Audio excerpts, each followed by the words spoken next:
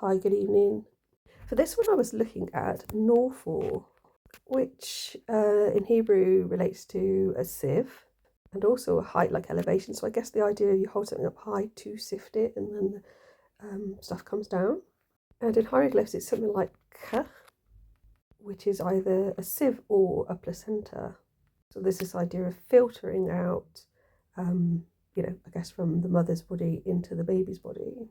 And I was partly intrigued by this just because I'm a weird woman, but also because, as far as I know, and I've done a little bit of research, the creation of the placenta is induced in at least part by sperm.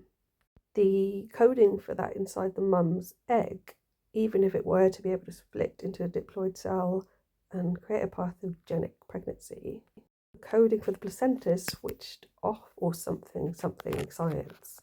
So I was thinking about how else you might be able to feed and nourish the baby, and or how it would be possible to have a male birth from a pathogenic pregnancy, because I believe, and can be wrong, that it would involve 2 X chromosomes.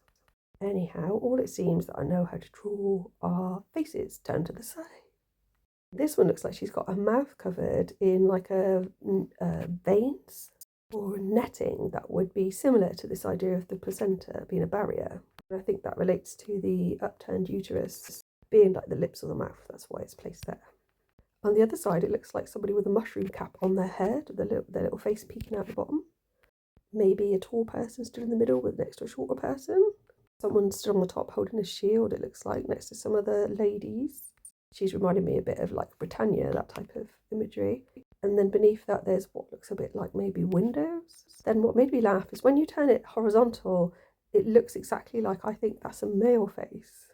Although the nose is a bit squashed, but it would be if it was in the womb, I guess. And then once I'd seen that, even when I turned it back around, I couldn't see the other picture again. So that was fun. Thanks for listening.